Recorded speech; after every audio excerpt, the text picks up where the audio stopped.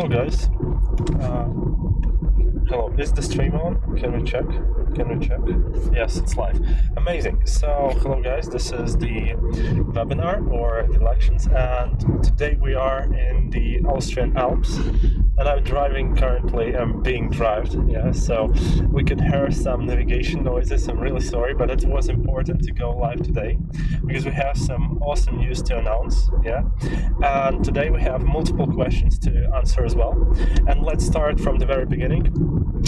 The first question we had today is, what are requirements for ScandiPWA installation? Well, as always, it depends, but the most important point is the minimal requirements if you go for a Docker install is a Docker Compose and Git. And Git is basically a development requirement. You don't really need it. You can still download a zip file or upload using FTP. It doesn't really matter, but the Docker Compose is a minimal requirement.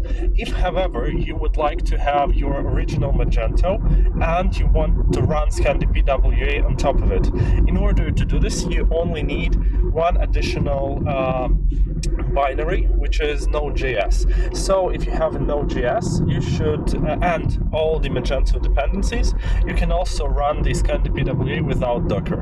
And that's the thing. Not really much is needed. Oh, maybe I will point out that Varnish and Redis configuration is must. Varnish can be bypassed, but Redis, I believe the persisted query requires it. So there are some the Redis and Varnish, I would say, are most likely required because caching and how the application works. Yeah. Additionally, the 2 gigabytes, which is of RAM, which is Magento minimal, I think is also good for us. So we can even go lower because we don't need so much resources. Yeah. Well, basically, to repeat, it's Docker Compose and Git for minimal. It's Node.js plus all the Magento 2 requirements, and that's at least 2 gigabytes of RAM. Okay, that I believe covers the Magento installation, or the installation itself, what we need. The infrastructure is the same as for Magento, nothing changes here. If you had a server, you can simply install ScandiPWA, it should work out of the box. Okay, now how the ScandiPWA technology stack will look in the future. Yes, how we are planning to evolve the product. Well, first of all, this is not the must, but it will happen in someday, maybe not, but we plan to get rid of Redux or changed how it's implemented. Why? Because the Redux is not class-based, which really prevents the extension of it. It's really hard to extend anything which is not based on classes, and that's because how our extension mechanism works. So potentially we can switch to something less something which doesn't use flux pattern, or which uses flux pattern and uses classes. Let's take a look, let's find out. It's still to be decided. At the moment we have introduced one additional state manager, which is no state, I believe, and this is a thing we are using for shared transition, element transition. Why? Because the Redux is unable to serialize the element which we need to store. So because the element could not be serialized, we cannot really store the element to transition. That's a big issue. So to eliminate it, to fix this issue, we really need something which is not serializing our state, like, for example, no state. And this is why Redux is also not as good as we thought it would be in the very beginning. So we are learning, and the Redux will eventually come off our stack, or it will be gradually replaced with something else. Then the reduction of non-class based components and logic at all, that's another thing. We are going to get rid of the classes and not the classes, but everything not the classes. So we would like our application to be OOP, and basically to be easily extendable and understandable. So the classes will replace functions and we plan really to make sure everything is class-based, because this will allow us to create an extensions really easy. Then decoupling into extensions and the core product will be very minimalistic. That's another thing. That's where we're going. The core product will be cut. From the core product, we will cut multiple things, like, for example, payment methods, like, for example, some wish lists, probably, I don't know yet, but there will be multiple things removed from the core because they really make the core weight more and are not really used. So we will remove them and we will make it possible to add them back, but they will be extensions. And also it will be easier to support, because now, instead of releasing a new version of ScandiPWA to fix something from those integrations, we will only release those integrations. Okay, that's a thing, that's what's coming. And the next is the UI library release. So we're planning to, because we are planning to have extensions, it's important to have versions of components to depend on. So this is why we need to have such component version management, and this can be achieved if we release them as UI library. And this is what will also start happening in the nearest month. So as we release the extension mechanism, we will start replacing the core components, we will start releasing the UI libraries, and what will eventually be left in the core is just some product lists, product pages, and the combination of those UI libraries, so the usage of this UI library and the core component itself, plus the product integrations, which will be also removed. So this is where we are going. Yeah, that's pretty much for the PWA stack look in the future. Once again, to repeat, we will get rid of Redux. We will make all non-class functions or whatever classes. We will try to decouple the product integrations into extensions, and we will try to make the UI component library so the extensions could depend on some version of specific component. Yes. Well, the next thing is what are the differences between ScandiPWA and other PWA solutions? Well, that's an interesting question, and the main thing is the middleware layer, which is not present in ScandiPWA.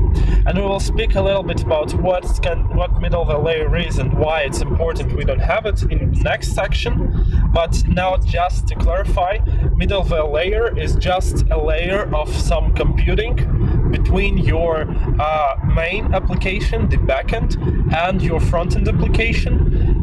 It can store the data, and like it does in Vue Storefront, the Elasticsearch middleware, it could be a routing application, like with the upward servers in Venia and the PWA Studio, basically. But in our case, we don't have this middleware layer because we are using our backend directly, like Magento, to send those requests and responses. What it allows us to do is to have no synchronization needed, pattern basically. So the data integrity is really high, and we don't lose data, and we don't need to synchronize data back and forth. This is what really makes this efficient. We just take the data from Magento, and the issue here is, well, it could be slow, and the answer from our side is, well, we have optimized Magento to the point where the category response, the product list response of category, is under 1 second, which actually makes the Elasticsearch redundant. Yes, some optimizations could still be done, and we will be doing some optimizations, especially on the EAV attribute level and the model. We will try to get rid of it and optimize it, but in reality, it's not really needed. We can get away with those sub-second responses of category pages. However, there is a thing. you can see that the demo is not working as fast as some smaller stores. And this is an issue related to configurable products because they work really slow. Instead of requesting 24 products, we are requesting all the variants multiplied by 24. So it's somewhere around 200 or 300 products per page, which is hell of a lot of products. And this is what we are trying to also optimize, and this is what will be optimized in the next versions. So just repeat, the first difference, we don't have a middleware layer. We are working directly with Magento. We are optimizing directly Magento performance, not writing our own middleware layer to store information or to route. Basically, we don't request URL rewrites. We use them from Magento database right away. That's very efficient, that's faster, but that's harder to implement. Well, we went for this hard implementation, and now instead of middleware layer and synchronization issues, we can immediately speak to Magento, and that's by design. That's our architecture. Okay, that's first difference. Middleware, the no middleware basically. Next, the ScandiPWA, wait a second, the stack simplicity, the simple stack, no functional components, no React hooks, no multiple third parties, everything is as simple as it can be.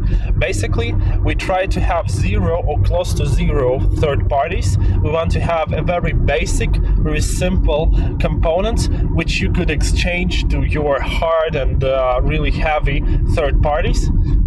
And this is why actually the ScandiPWA bundle haven't exceeded the 200 kilobytes yet. It's very small. It's very small, and some of third parties from our competitors weight the same as the whole ScandiPWA. That's a big issue. We are trying to fix it. We are not using third parties and heavy third parties especially. And another thing, we are simplifying our stack, so new developers coming shouldn't worry too much about them not being familiar with technology. So to start working with ScandiPWA, you need to know how the SCSS or SAS works, yes, and this is styling. And for writing the logic, it's mostly the React, and very simple React, the class-based React, and that's a big difference with functional components, because functional components can be really frustrating to starters. So we're thinking about you. We are trying to make this product easy and yet performant and quick and beautiful, and that's another difference. So another difference, the PWA Studio is very complex. The View Storefront is a little bit more simple but yet complex, and we tried to get in this ideal valley of easy code, easy understandable code for you, for developers. Another thing, that's number 2, so it's a really simple stack, just GraphQL, React, and no complex solutions inside, basically. Now, what else? It's the override mechanism like in Magento 2. So, to work with View Storefront or PWA Studio, you need to git clone it, and you need to change things inside. And then you need to really store not just your differences, not just your changes, but really everything. You are basically storing the full View Storefront inside of your Git repository. I think it's a better approach, and what we do is we really install ourselves as inventor of Magento, and then we fall back to the vendor if the file is not found in your app design, front end, blah blah blah. So if you don't have, it's just like in Magento, if you want to create a theme, you just create a file with the same name and you override it. For us, it's the same. You create file with the same name and it overrides it. That's a thing. That's very important difference that makes your work really, really simple. You just need, we have a tools for you, so VS Code extensions. It allows you to basically install the extensions to VS Code, and then if you would like to extend something, you press your Command Shift P, and it opens you an advice palette, and it asks you what would you like to extend. You start typing, it filters you out the components you are able to override, and then you select one, and it asks you what you would like to override, this constant, this class, would you like to override the component, container, what should we do with styles. So it's very smart, it's really helpful, it makes your development really easy, and because development and the ease of development is our main focus, we are really proud of this, and we are really making this happen, and we are working on the improvements. So the third part, just to repeat, it's the tools for development and the ease of development. And finally, we are really into Magento and how it works. We are not going to multiple implementations like Vue Storefront. We don't work with different platforms, just Magento. And because of it, we have this really beautiful map of Magento feature from Magento user guide to ScandiPWA feature, ScandiPWA user guide, and they are mapped one-to-one. So if you know something you want in Magento, you can map it to ScandiPWA and understand, will it work, will it not work, what features, what bugs you can expect, and this really makes your solution architecturing or like making a decision about implementation real easy, because you need to estimate something, you check how it's basically what status the feature currently has, and if it's implemented, you just say, okay, it could be 1 day just to test, and if the feature status is like in progress, you need to investigate more, connect with us, and if the status is like to do, well, you need to ask us what is not done, etc. So it's really easy to plan with ScandiPWA. So just to repeat, first of all, we have no middleware layer. Second, we have very simple stack. Third, we have override mechanism and easy development. And finally, we have the full roadmap of Magento mapped into our user guide. And this makes basically working and planning with ScandiPWA simple. Cool. What next? It's about a little bit more about middleware layers and stack. Okay, so why basically we need middleware layers? I think I actually answered this question, but just to repeat, I will sum up what we spoke about. First of all, ScandiPWA and any SPA need a middleware layer because you need a server to respond with the right status codes. So if the page not found, you need to check this on the server and respond with correct code. Otherwise, it's impossible. It's an important cell. So basically, the SEO implementation, search engine optimization, it's really important. This is only why the middleware layer should exist. For Vue Storefront, they have a middleware layer to store the information, the Elasticsearch in it, and which actually really responds to you. That's much more complex solution. It creates a very big overhead in terms of synchronization of the information. It's harder, it's more complex. We don't go this way.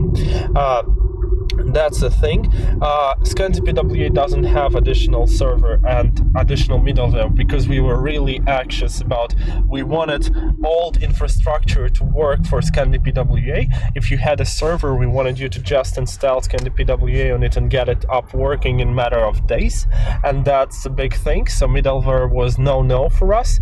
Actually, we also knew that middleware layer will create some inconsistencies in Stack, because now your developers will work with backend, frontend, and some technology X on your middleware. It's harder. It creates this bigger learning curve. It's harder to learn. We don't want it. What downsides middleware brings? Easy. It's simple. It could be slower or it could be faster, but it will for sure make your synchronization harder. So your data on the source in Magento could be not up to date with your website because your middleware will cache it or whatever happened. Yeah. that's the thing. And how we implemented it in Magento, basically we have this theme type 3, and this is a new theme type specifically for ScandiPWA themes, and we have this route 717 to handle routing for ScandiPWA. Cool. Now, you asked about the cloud. Yeah, the cloud, $99 for no code access and $4.99 for code access, 3 environments, dev, stage, and prod, and the access in the GitHub account, basically, which contains all your code and has auto deployment and deployment manual for production. Yeah, that's the thing. It's really cheap. It's cheaper than everything I have seen, because how stable what we are doing is. It's a Kubernetes, auto-scalable, so you don't need to worry about your website being too small or too large. It will always work efficiently for you. Then it's important for us, because we want to use this platform, especially no code, to test the performance optimization and release it later to public. So those servers are needed for us to really work on performance optimizations and provide us the some income to start working on it, and because basically those hostings will bring us some income. And we will try to optimize the Magento performance even more, so the hosting could be more efficient and could bring even more money, and then we will open source this hosting, this optimized solution, because this will make the world better, basically, and together with our partners we could develop much more effective solutions for larger customers. That's the main goal. Yeah. So how can we keep prices low? First of all, SPA allows us to do it. It's very easy to do with SPA, because SPA is less resource heavy than default Magento. We don't really spend resources on hosting. That's the thing. Yeah. Now, going to the news. That's it for the questions. Now to the news. The Mutagen is almost here. The guys on Mac, like I'm currently, you will be very happy to hear it, because the Mutagen is here. The Docker on Mac will be possible. It works much faster. So the cool thing is, with the help of Yegors, the core team member of ScandiPWA, we got ourselves the Mutagen setup, and it's optimized both the normal setup and the Mutagen. So now we can get up in 70 seconds. So the application start and the setup starts, it takes just 70 seconds. It's a very small amount. Then we have this no more issues with permissions. So the front-end container and the application container having the permission issue, it was also fixed. It's a cool thing to do. We're very happy. Now the local setup and local development shouldn't have any issues at all, except if you want report some new, and we will fix them. So please feel free to report local setup issues. And that's pretty much it about Mutagen. Expect it in the start of the next week, because the Ilya, the man behind the Kubernetes setup and the cloud, should review it, because they will also be using it. That's big thing. Next, the enterprise features are coming. Important thing, yes, we are working on page builder and gift card support. This is why there were no releases in the last few weeks, because we are really busy with this Mutagen extension mechanism and the enterprise features. And the enterprise features will be released as the extensions. And not only this, but we will provide this enterprise package. Like you have the Magento 2 Enterprise, you want those features covered, well, take this extension packet. It will be like Magento Enterprise, Magento Community Edition, but the core behind it will always be open source, but we just cannot afford ourselves to develop for page builder, to develop for gift cards for free. So we need to raise the money on it, so we will create extensions and possibly sell them. But this information could change. Possibly the extensions could also be free, but it depends. It should be asked to Antons, not me. So Monday and Wednesday, yeah, the Antons has the webinar, so join him, ask him about this. Next is the GTM and SEO is incoming as extensions, so really complex SEO and really really useful GTM is incoming. So what I mean by useful GTM, we are covering the full applications in events, so your data layer tracking stuff can easily track what's going on. That's the thing. So GTM is coming, SEO is coming. That's important, and those will be released as extensions. So because they will be released as extensions, they could be sold, but I'm not sure yet will it be for free or for some small money. We'll find it out soon. But for now, you must know that they are in development and they are really close to being complete. You can even see pull requests now, so if you take this now, you can forget about paying later if it will be released as extensions. So hurry up. Next is the local setup instructions for Linux are almost completed. Yes, so thank you Joel Delmas, I believe I'm pronouncing it correct, and the community overall for bringing multiple questions about local setup up, and now we included in the FAQ, or frequently asked questions. There is a really deep local setup instructions incoming, not just local setup but overall setup instructions incoming. So stay tuned. They will be released in the end of this month, and we're here at Austria currently working on it, and we're here just to find some inspiration to make our documentation really simple and easy to go through. Cool, that's it about the news. Finally, maybe the plans. The plans to the next month include Magento 2.3.4 support. That's important. We will do it. The extensions are coming from the phase 1 to the phase 2. So, and 3.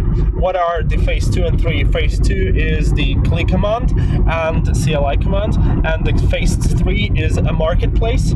So at the moment, extensions have passed the phase 1, which is the mechanism itself.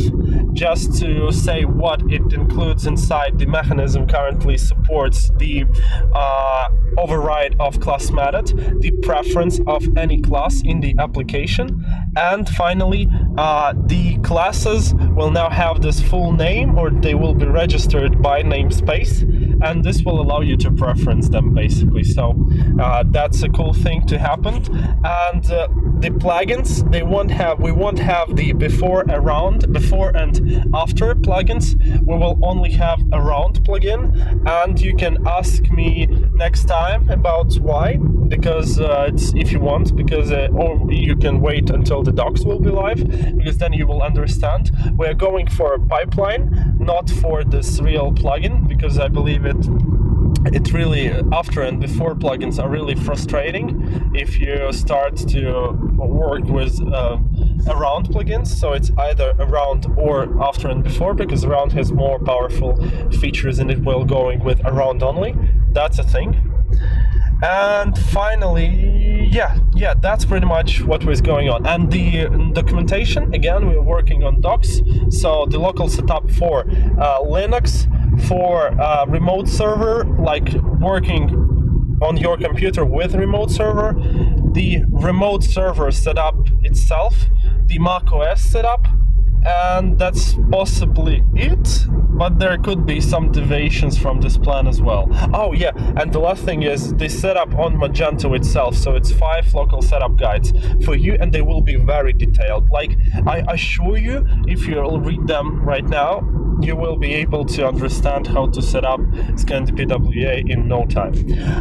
I think that's it for today. Really thank you everyone for joining in. It was amazing to be here with you. I'm really proud we could make this happen today. We're just passing the waterfall. Let me showcase you that. Can you look? Yes, amazing. That's the end of our stream for today. Thank you everyone for joining in. I will answer your questions on the next stream. Yeah, because the limited internet ability and basically the bandwidth. I hope you have seen me the whole time. Yeah, so cheers guys, amazing, bye.